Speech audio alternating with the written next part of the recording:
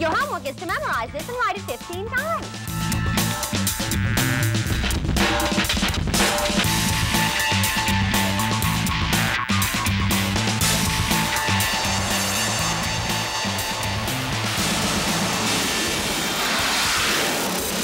Welcome to the coolest, hippest half hour of fun on TV. This is Brain Stew with Jennifer Pulley. Yo, check out this pumping body part. This week, Brain Stew takes a tour of the heart. How big is it? What does it do? We'll find out. Plus, we meet two cool kids. One who was born with a hole in his heart, and another who could save you if your heart stopped beating. Oh yeah, those wacky librarians, they're back for our Multimedia Minute. Don't miss a beat. Brain Stew is next. Hey you, with the beating heart, are you pumped for this week's Brain Stew? Today, we pump our brains with info on a main body organ, the heart. Everybody's got one. Well, except the Tin Man. He eventually got one. Anyway, the heart is the main organ of the body's circulatory system. That means your heart circulates or pumps blood throughout your entire body. Your heart keeps you alive. Besides being the main organ of the circulatory system, the heart is kind of like a muscle, like an arm muscle or a leg muscle. Check this out. The heart is hollow. The heart is about the size of a fist with another hand around it. Another cool heart fact, the heart is an involuntary muscle, which means that it beats automatically. No one tells the heart to circulate blood. It just does it. If the heart is hollow, what is inside of it? Your blood is. You know, your heart's not shaped like those Valentine's Day hearts we always see. You see, your heart is divided into two sides, and each side has two chambers. So that's why we say we have a four-chambered heart. Count them. 1, 2, 3, 4. 4 chambers. Let me give it to you basically here. Your heart takes blood from the body and pumps it to the lungs. You know those things we breathe with? Then the lungs then pump blood, which has got tons of oxygen in it, back to the heart. Your heart then pumps that oxygenated blood all around your body. It's like a big circle that keeps going and going and going. Get it? Circle, circulatory system, and your heart is at the center of the circulatory system. A little confused? Don't worry, I was too. My friend, Dr. Colson, who lent me all this cool medical stuff, will explain how our heart works a little bit later. When we're talking atriums, ventricles, arteries, veins, valves, aorta, all that good stuff. And our heart, it's working constantly, doesn't take a break. You know, you can feel your own heartbeat by pressing the flat of your hand against the left side of your chest. It's working. Now, in order for our heart, or any muscle for that matter to work, it must have oxygen. Pop quiz, what organ gives our blood oxygen? The lungs give us oxygen. Hey, you got it. Try this one. What happens if our heart needs more oxygen? Your heart pumps blood faster. Our heartbeat increases when we exercise. Your heart loves exercise. Beating faster makes the heart stronger and bigger. When your heart is strong and big, it can do its job more easily. You know, certain things make it harder for your heart to work and can even damage your heart muscle. Like what? Things like smoking. When you take in smoke, or smoke called secondhand smoke, your heart can't get enough oxygen. When your heart doesn't get enough oxygen, it gets damaged. Cigarette smoke damages your heart. You only have one heart. It's a proven fact. So don't smoke. You know, sometimes your heart may stop beating or stop working like it should, even if you take care of it. As an aerobics instructor, I have to know how to help someone if their heart stops beating. So I'm trained in CPR. CPR stands for cardiopulmonary resuscitation. What did you say? Here, let's break it down. Cardio means heart.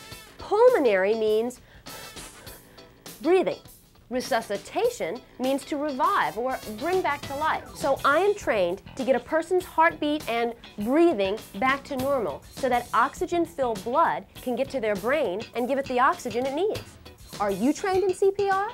I know a kid who is. Today we're going to meet a real doctor and some very interesting kids who know lots about the heart. This is Dr. Colson. He's a cardiologist. Hey, Doc. Hi, Jen. How are you today? I'm doing great. What is a cardiologist? A cardiologist is a specialist who takes care of people who have heart problems. A pediatric cardiologist takes care of kids who have heart problems. And so you are a pediatric Right. cardiologist. And like a child. How is the heart like my arm muscle? Well, the heart is made out of muscle. It's a different kind of muscle. It's a strong muscle, but unlike your arm, the heart is automatic. You don't have to think about moving your heart. Your heart takes care of itself all the time. Great. So when I'm flexing like this, I'm doing that myself. That's conscious, right? Right. Okay, but my heart, I don't even have to think about it. Right. You might not even know your heart is beating most of the time. No, I don't. Sometimes I hear it. How does the heart work? I have a big heart model here, That's a huge heart. and this is probably big enough for an elephant. There are two major veins that come back to this side of the heart. These blue things. These blue things right Okay. here. This vein comes back from the lower part of the body, and this vein comes back from the upper part of the body. So these are going into the heart then? Right. Okay. And then there are two major arteries that carry blood away from the heart. One is called the pulmonary artery, and it comes out here and it splits to go to the two lungs. And the other artery is called the aorta, and it's kind of shaped like a candy cane. It comes out of the heart this way, and it has branches that go up to the arms and the head, and then the rest of the artery goes down to carry blood to the lower part of the body. So Jen, let me hand you this part of the model. Now let's look at this chamber, which is called the right atrium. This is the chamber that receives all of the blood that comes back from the major body veins. And it's a boost pump. It boosts the blood down into this major pumping chamber, which is called the right ventricle. The boost pump pumps the blood through a heart valve, which is called the tricuspid valve. The heart valves are really cool because they let blood go forward easily, but then when the heart beats, they close so that the blood can't be squirted backward and it has to keep moving forward. Anyway, this right ventricle pumps the blood out this way to the lung arteries, as we discussed Like before. this purple one. Right. Like this one, and so it goes to our lungs. Okay. All right. So the blood goes out to the lungs and it picks up oxygen and it releases carbon dioxide, and then it comes back to this chamber in the back of the heart, which is another boost pump called the left atrium. The blood from the lungs collects in here, and then the boost pump pushes the blood down into the other major pumping chamber, which is called the left ventricle. And again, that blood goes through a heart valve, which is called the mitral valve. Then the ventricle squeezes, the two ventricles squeeze together at the same time, and the blood gets squirted out into the aorta, which is the artery This that candy cane shaped. shaped like a candy cane. Took a lot of schooling for you to get all that. Well, it's a complicated system. It is, and it's amazing that our heart does it all on its own. We don't even have to think about it. Does our heart grow with us? Oh yeah, that's one of the really neat things about hearts. Hearts in little babies are little tiny hearts. They're about the size of a walnut. We're going to meet Jessie Stanley on this program, and I bet that Jessie's heart is about this size.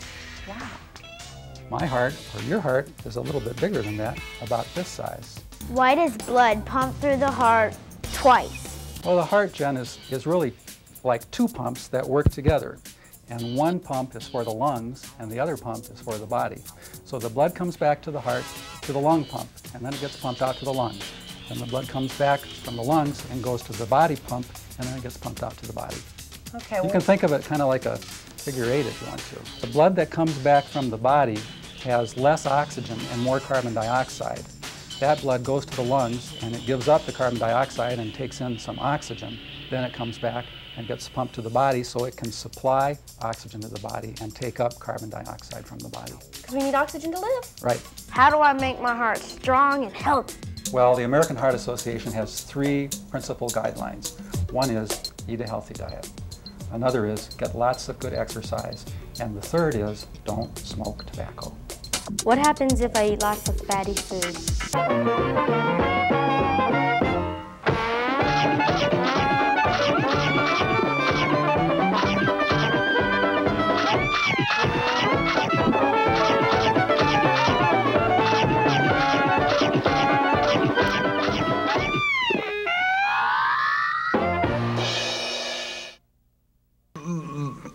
Well, the arteries in your body, and in particular the arteries that supply the heart muscle, the coronary arteries, and the arteries that supply the brain can be damaged. And as the years go by and you become a mature adult, the risk that those arteries will become clogged off becomes very high. If the heart blood vessels get clogged, the heart's not going to be able to beat strongly, and the heart muscle may be damaged. If the heart stops beating, can you start it again? CPR is very valuable, and CPR saves a lot of people's lives because people can come and assist a person whose heart has stopped. Sometimes hearts don't actually stop, but instead of beating rhythmically and working as a pump, they just sort of tremble, and that's called fibrillation. When that happens, units like this can be used to shock the heart and cause it to go back into a regular beating rhythm again. What's this called? It's called a defibrillator. How does that work? Well, it's not too complicated, and it has to be pretty simple because it has to be used really quickly in one of these life-threatening situations. Sure. Anyway, you take these paddles and you apply one to the side of the chest and one to the front of the chest. Usually you put a little bit of gooey substance on them so the electricity conducts well, and of course it's got to be on the skin, not on the shirt like this. And then you just press these little red buttons here together, and it sends a big jolt of electricity through the body, through the chest, through the heart, and the heart rhythm hopefully will return to a regular beating rhythm. Hey you, got more heart questions? I do. Up next, we continue talking to Dr. Colson and meet one of his patients, a boy who had a hole in his heart. Get ready to strain your brain.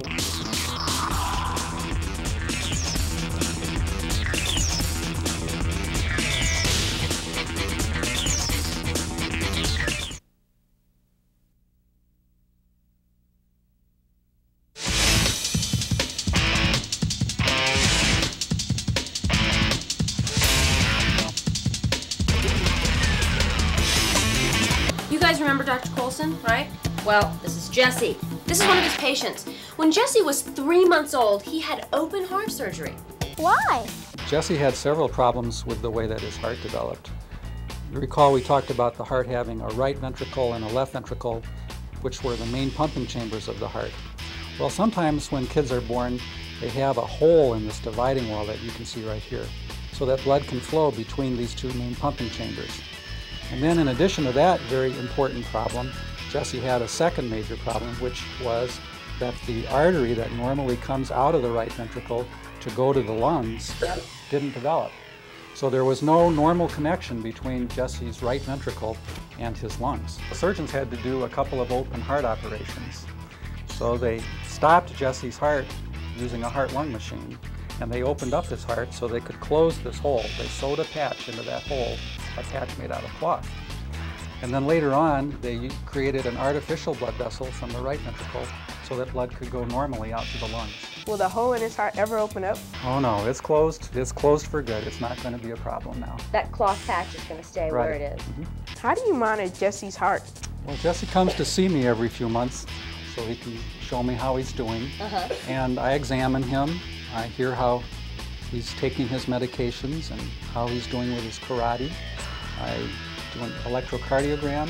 Sometimes I do an ultrasound test. Sometimes I have him run on a treadmill. How old are you? 7.5. How many heart surgeries have you had? 3. 3 heart surgeries.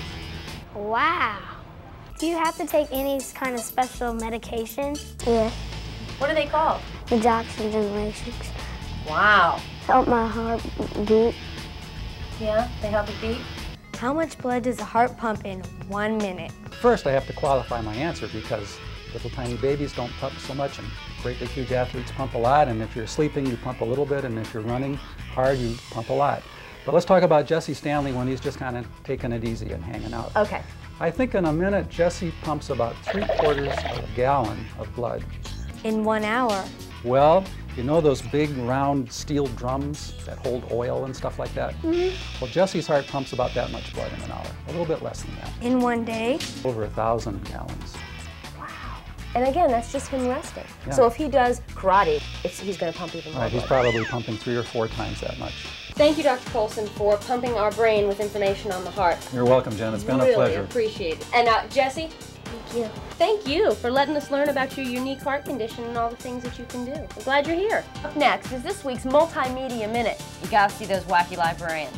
Plus, we'll meet a little boy who's trained in CPR. He knows how to get your heart beating if it stops. Back in a heartbeat.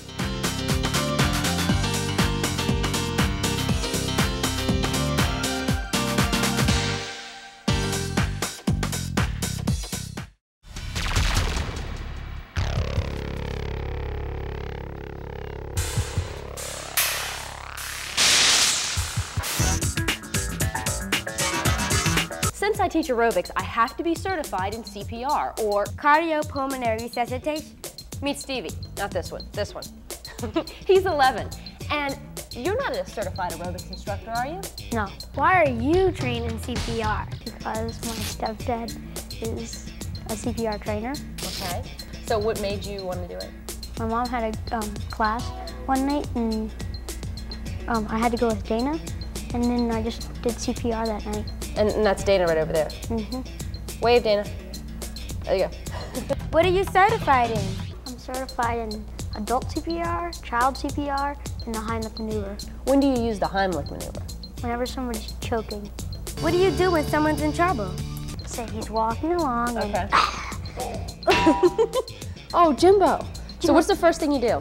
you try and wake him up. Are you okay? Wake up.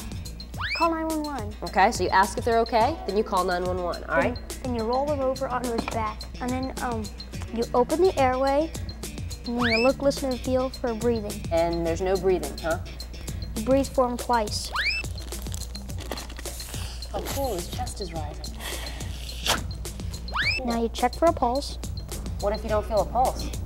You have to do chest compressions. Okay, how many do you do? 5. Okay. 1, 2, 3, 4, 5. Okay? What do you do after you do 5 chest compressions? And then one breath. 5 more chest compressions.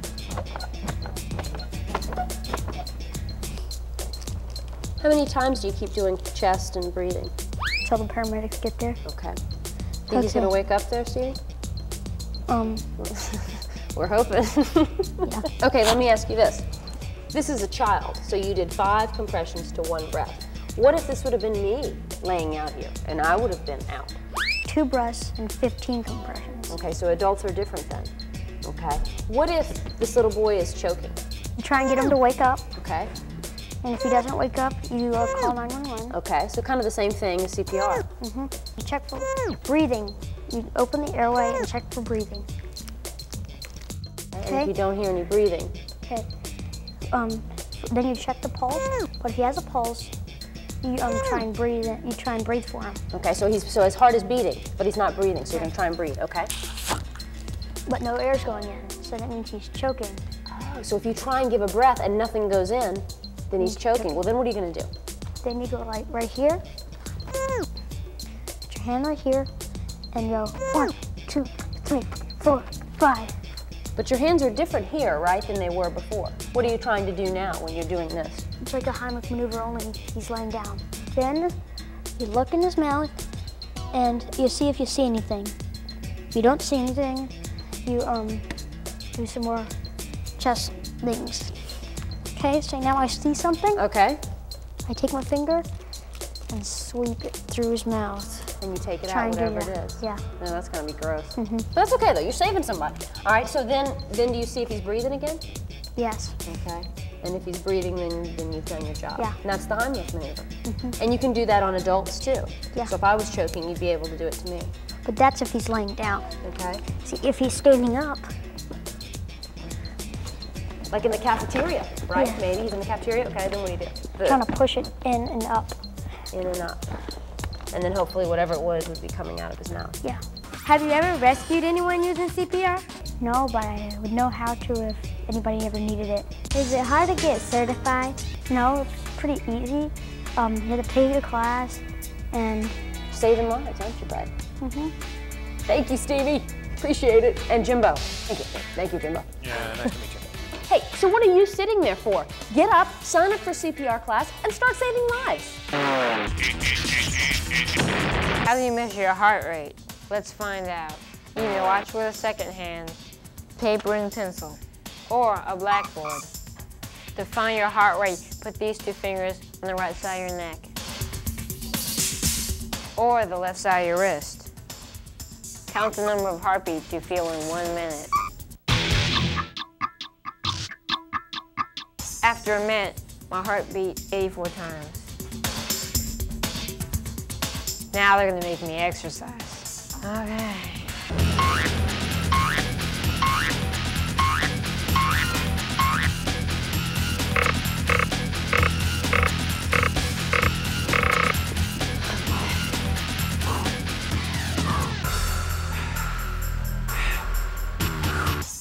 Now let me take my heart rate for a minute.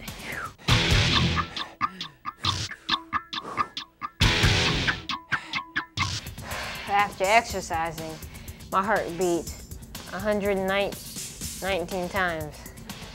I always write like that. Here are the results. As you can see, my heartbeat was slower when I was sitting and much faster when I was exercising. Why does this happen? The number of times your heart beats in 1 minute is called your heart rate. Adults have an average heart rate of about 70 beats per minute while sitting quietly. Children usually have a faster rate. The rate of both children and adults increases with activity. Strenuous activities such as running can cause the rate to be 150 times a minute. Each time the heart contracts, blood is forced through the arteries. The blood moves at a rhythmic rate, causing the arteries to pulsate or throb. The beat you feel with your fingertips is called your pulse. All blood vessels have this throbbing motion. Hey, are you interested in pumping your brain with even more information on the heart? Then call the American Heart Association at 1-800-AHA-USA-1. Or, if you like surfing the web, check out www.americanheart.org. Wow, what a show! Now I'm really pumped. No, really. I think what I'm gonna do is I'm gonna go pick up my jump rope and make my heart bigger and stronger. You know, watching Brain Stew regularly can make your brain bigger and stronger. Until next week, keep that big heart of yours and that big brain of yours stewing, because you never know what you'll learn. I'll see you then. And paper and pencil. Wait. Wrong way. Wrong way. I hate when that happens. I forgot the line. I know a kid who is. Today, we're going to meet a doctor and some kids who have some very interesting things to hear. So I don't know what this is. He knows how to get your heart beating if it stops. Don't miss. That's a good blooper.